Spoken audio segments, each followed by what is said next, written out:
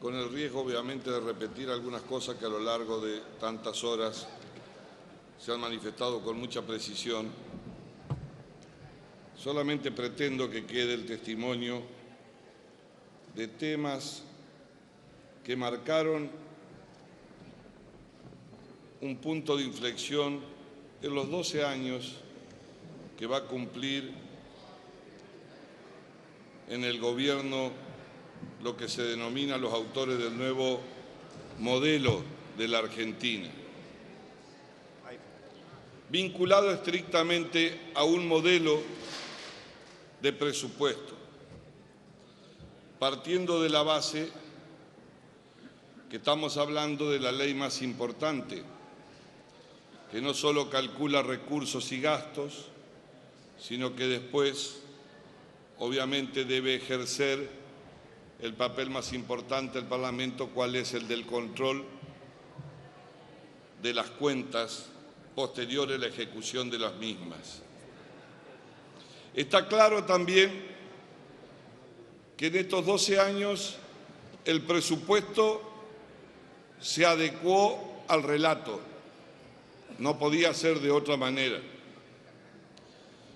Pero también es importante que recordemos que por primera vez en la historia, 12 años continuos de gobierno se lo llevó adelante bajo el amparo de la ley de emergencia del uso de superpoderes, haciendo una salvedad que la ley de emergencia fue una demanda necesaria y ampliada en el comienzo del primer 2002, 2003 y 2004. Acá había un presidente de bloque del Partido Justicialista muy conocido, que estaba en la Comisión de Presupuestos, Jorge Maskin, recordará, que siempre tenía una frase que decía lo siguiente: dame el índice de inflación y en 3 artículos te daré el presupuesto que quieres.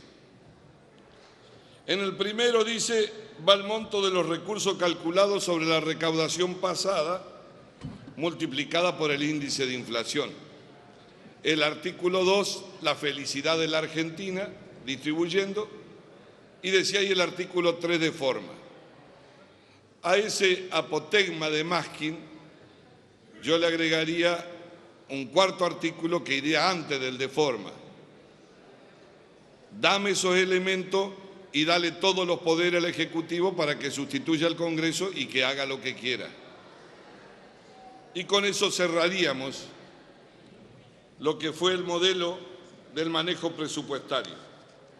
Es decir, que la función de control del Congreso prácticamente desapareció. Se caracterizó la vida presupuestaria de estos 12 años por la emergencia económica, la discrecionalidad, el uso de los decretos de necesidad y urgencia, con la habitualidad, aunque no fuese necesario. Vale un ejemplo de cómo la discrecionalidad concluye esta década. De acuerdo con lo que informó el Instituto de Políticas Públicas y de Presupuesto, si actualizamos la cifra al 2015, superamos los 2 billones de pesos de discrecionalidad presupuestaria.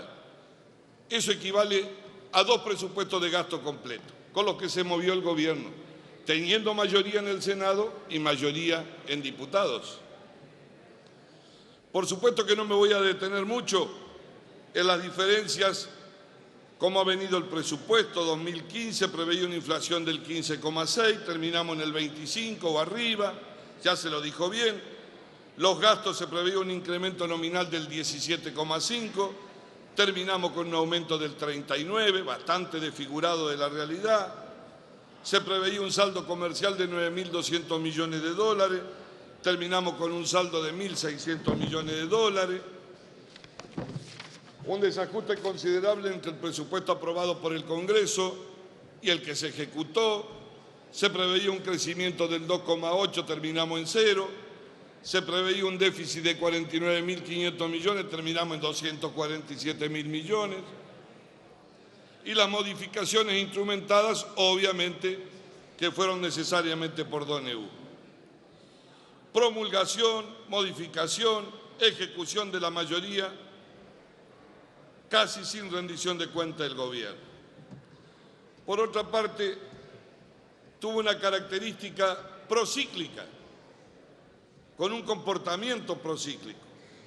Aceleraba los gastos cuando subía la actividad económica y lo ralentizó cuando bajaba la actividad económica. En los momentos de mayor ingresos no constituyeron un fondo de emergencia ni un fondo anticíclico para el momento de las vacas flacas. Y eso lo caracterizó muy bien. Los subsidios en tarifas se desmadraron y estuvieron basados no solo en la aceleración de lo mismo, sino en la inequidad de la aplicación durante todos los años. Por eso, ante la construcción de este relato, números que evidentemente han sido falsos o que fallaron en los cálculos, el gobierno tuvo que recurrir siempre a mecanismos discrecionales. Prorrogaron poderes delegados excepcionales, aún cuando ya no estábamos en estado de emergencia, pero igual lo hacían, se acostumbraron. Y todos sabemos que la emergencia es una situación de excepcionalidad, lo tiene dicho la propia Corte Suprema, cuando sufre una agresión la sociedad. Lo transitorio lo convirtieron en permanente y terminó durante 12 años con facultades delegadas por la mayoría del Parlamento. Gobernaron los 12 años presupuestariamente con un decisionismo presidencial que prácticamente dejó a un costado la ley. Lamentablemente acerté, no se necesitaba mucho, cuando ya dije en el 2004-2005 que el peligro de la emergencia convertida en habitualidad lo iba a llevar al gobierno a tener un pecado de gula.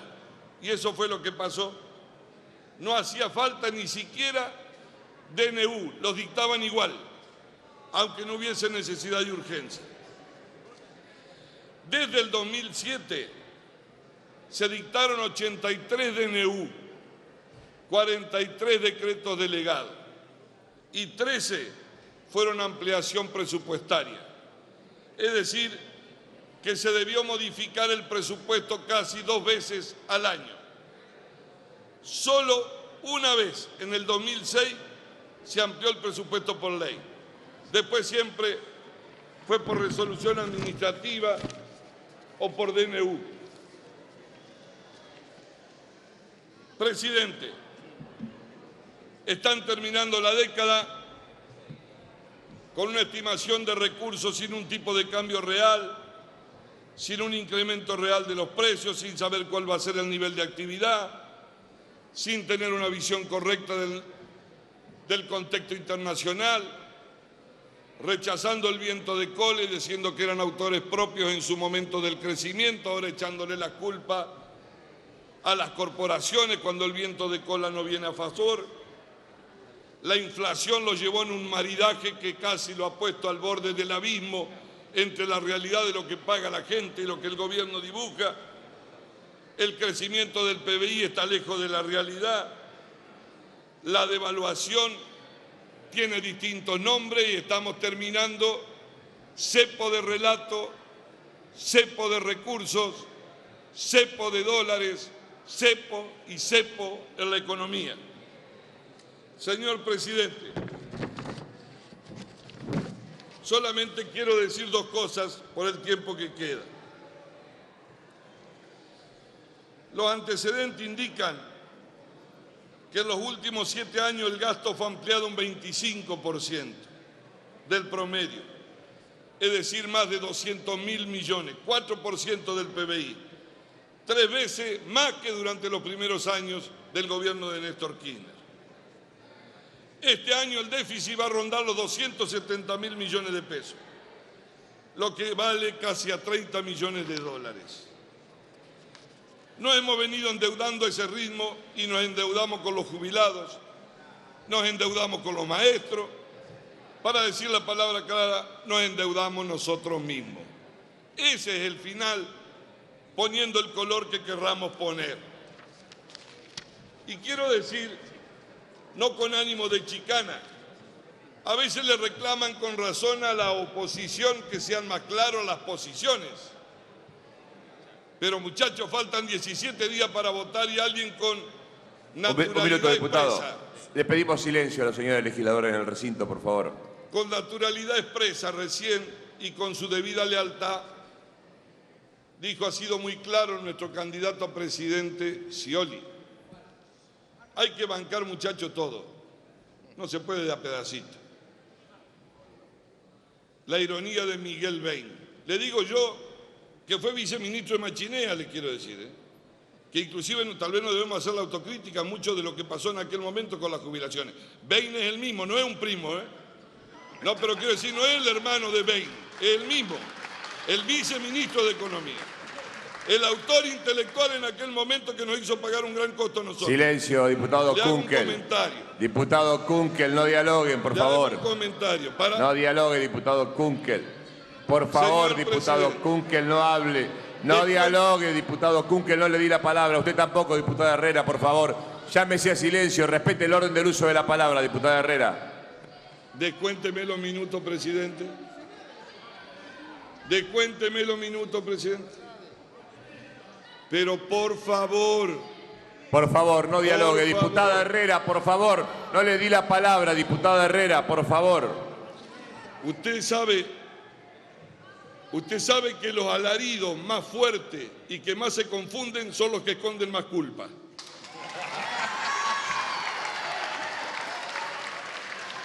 Hace unos días en un almuerzo, Miguel Bain se juntó con unos empresarios, muchos eran amigos de Menem, y le dijo, ¿saben una cosa? En este almuerzo, muchachos, hay más reserva que en el Central.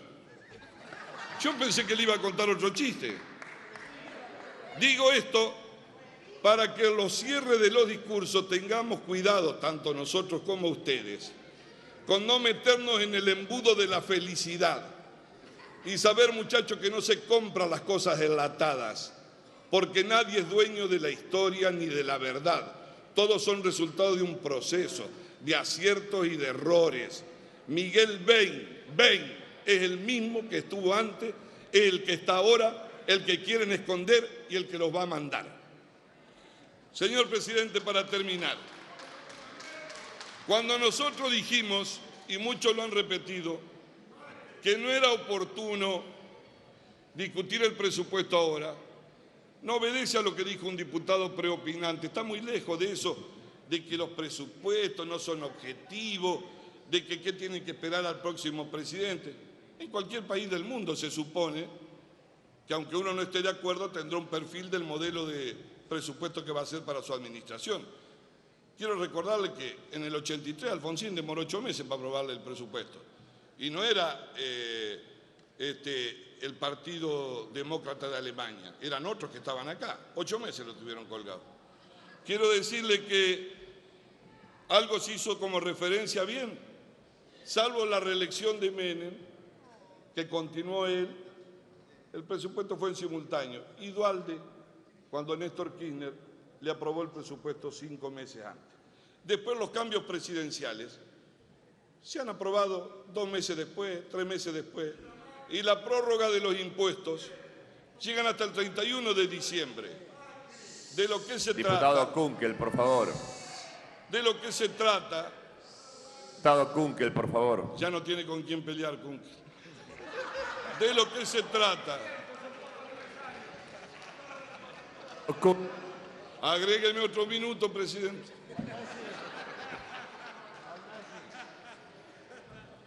De lo que se trata, presidente, a ver si en algún momento Diputado Kunkel, por favor. se cree que está la Asamblea de la Facultad de La Plata, Kunkel. A ver si en algún momento nosotros, en el país, podemos hacer un alto en un cambio presidencial y esperar el tránsito. Puede ser el presidente uno del propio partido, distinta persona, puede tener una visión distinta. Pero además cobra como antecedente negativo No hay que enojarse con el cartero, muchachos. Los números van al revés de lo que dicen en cada presupuesto del 2007 para adelante. Yo entiendo que Kicillof se equivoca, acaba de perder el centro de estudiantes también de graduado en ciencia económica, salió cuarto, la cual pobre Feletti fue en la lista acompañándolo, entonces ¿cómo no le va a dar los números del presupuesto? Pero lo que quería decir, presidente,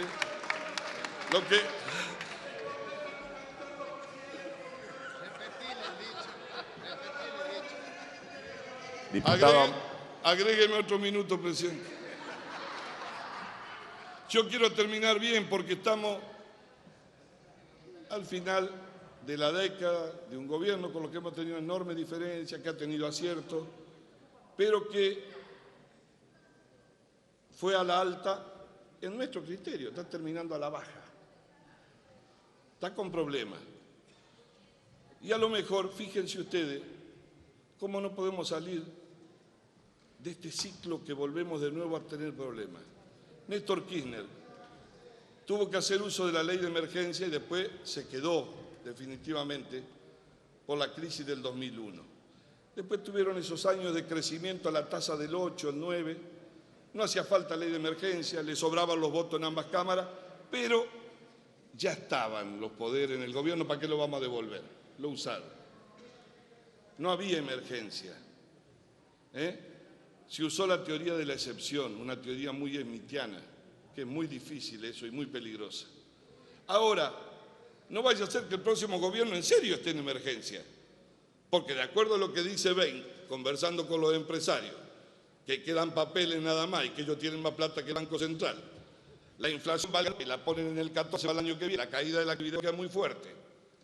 Bueno, muchachos, no vaya a ser que el próximo gobierno, desgraciadamente, tenga que volver a la ley de emergencia que Néstor Kirchner tuvo que usar. Y eso, desgraciadamente, va a seguir haciendo perder calidad al Congreso en el rol de control y de formación de la ley más importante.